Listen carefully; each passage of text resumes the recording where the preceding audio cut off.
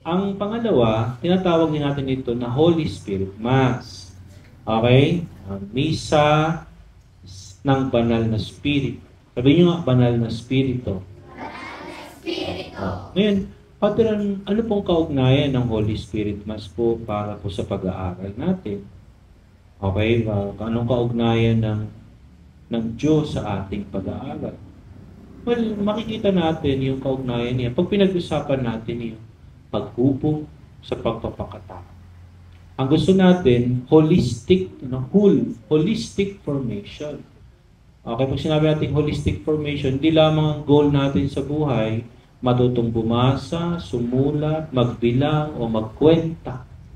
No? Ang gusto natin, mahubog yung buo nating pagkatao. Hindi ba? Narinig ninyo yung sinasabi sa ating unang pagbasa. Maganda yun, ha? Marami ang inyong inihasik, ngunit kakaunti ang inaani. Kumakain nga kayo, ngunit hindi nabubusog. Pwede bang kumain, Father, pag hindi nabubusog? Ay kung marami ng pagkain, tapos hindi pa rin nabubusog. Umiinom, hindi nasisiyahan. Kumikita ang mga manggagawa, ngunit kita nila ay parang nahuhulog sa buslong butas. Para daw yung kolekta ni Father. Ay butas daw yung basket. Pati hindi mo lalagyan niya, nani. Pero ba't nangyayari yun? Kumikit, yan. No? May damit nga kayo, ngunit hindi nakakaalis ng ginaw. Anong kulang? Diba? Bakit may pera ka na, hindi ka pa rin masaya? Bakit marami ka ng damit? Gusto mo ba marami pa? Ba't kumakain ka, parang wala kang kapusugan? Ang gusto lang ba natin, sige Father, mag-aaral ako mabuti. Gusto ko po, nagpayaman po kami, gayaman po kami. Kaya ang problema sa tao, yung walang kakontentuhan. Hindi ba? Sabi mo, ayoko lang po na yan pong hotdog po, gusto ko po fried chicken. Kakaulam lang ng fried chicken ng kanina, gusto lang naman ay fried chicken. Ayaw ko lang po na yan pong itlog, gusto ko po ay hotdog. Sabi ng nanay mo, anak kayo tayo na may walang pambili palagi ng hotdog, hindi na lang ako kakain. Siyempre, mag-aalala naman yung nanay mo, di ka kumakain. Paano ka naman, baka mamatay ka na sa gutom. Pero yung mga batang ito, wala lang pagkain. Ba? Nagugulam ng kape. Naranasan niyo yung magulam ng kape? Di ba? Masarap na. Ay, asin. Naranasan niyo din ang asin? May pa kayo. Ibang lasa ng asin, joke lang. Alam ko din naman yun. Yung mga bata kami, kaulam kami. Pag walang ulam, di ba? Mas rich kid ka pa nga pag gatas ang ulam. May gatas, may ka pa, binabahugan ng gatas yung kanin. Mas buti ka pa, may gatas. Paano kung iba asin? Diba? Lalagay mo ng tubig yung kanin, tsaka lalagyan mo ng asin, halu-haluin mo, kinunot na iyo. Kinunot. Sa amin ang kinunot ay yung inihaw na sinabawan na mainit para maging sinig, parang may sabawan pigaan ng kalamansi. Ay, kasarap. Yung kinunot dito ay yung parang yung basta kinunot. Pagi, yung gana, pagi o yung pating. Yung kinakain na. Okay? Pero yung ang gusto natin sa paghubog natin, hindi lang mahubog tayo na sa isip. Ako ay magpapayaman. Mayaman ay malungkot pa din. Kung ano pa ang gusto. Marami ng pagkain ay kung ano pang hinahanap. Marami ng damit ay hindi pa rin mapaigi. Marami nang ang pera ay kulang pa din. Hindi na marunong makontento. Pero sa isang taong marunong makontento, ang lahat ay kanyang pasasalamatan. Hindi ba? Ang lahat ay biyaya. At hindi siya malulungkot. Kaya yung ganung tao parang napakayaman. Ba't yung tao hindi namang mayaman parang namang walang problema. Hindi mo lang, parang hindi nagkukulang.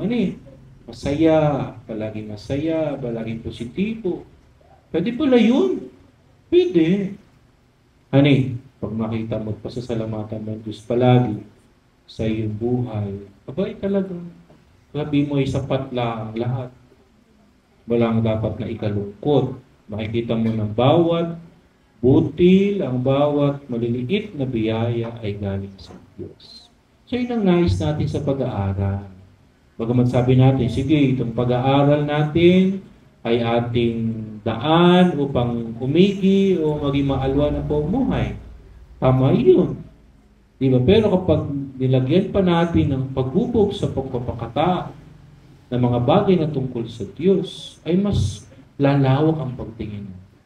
Holistic. Yan. After all, ang amo lang sa atin, maging mabuting mga tao. Pagpapakatao.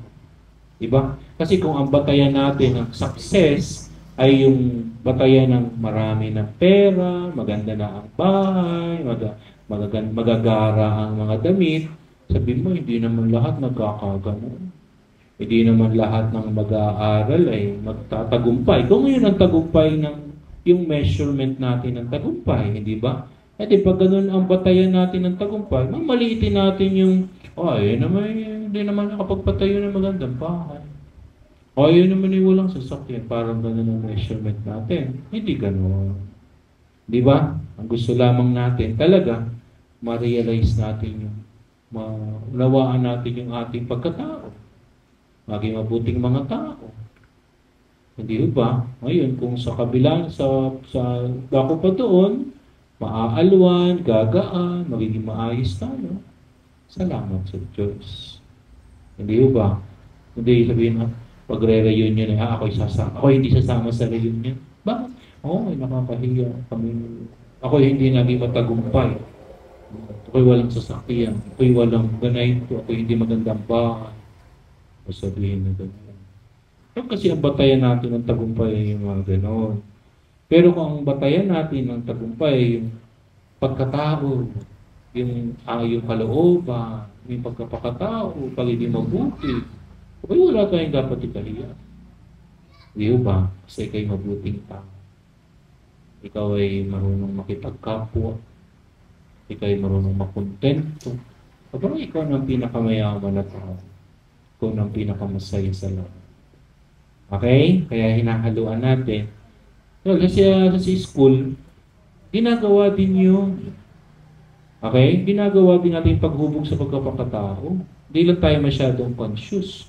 Pero totoo, ginagawa rin natin. Halimbawa, may mga kwento kayo sa English, sa Filipino. What is the moral lesson of the story? Ano daw yung moral lesson? Parang hinuhubog na natin yung puso natin doon.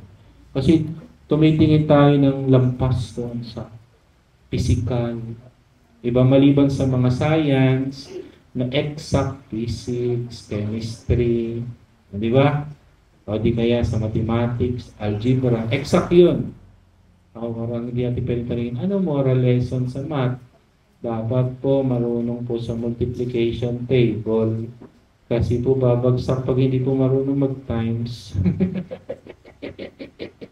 Pero yung iba, English, Filipino, literature, palaging kaakibat yan ang paghubog sa pagpapakatao. Diba? What is the moral lesson of the story? Ano matututunan natin? Anong dapat natin gawin? So, kaakibat na rin talaga ng paghubog sa eskwelahan. Paghubog sa pagpapakatao. Paghubog ng puso. Okay, so hindi tayo nangalayo, hindi nalalayo yung patisismo, yung relihiyon, yung usapin ng Diyos. Pag pinag-usapan natin yung edukasyon. Kasama yan. Kakambal yan nung pagsikhay natin ng karunong. Talaga ng mga Tagalog ni Padre, pagsikhay. Diba? Okay, so si San Lorenzo, ano sabi ni San Lorenzo? Libong buhay man na mayroon ako, iaalay ko pa rin sa Diyos. Yung ating paghubog, yung holistic, buong pagtatao. Amen.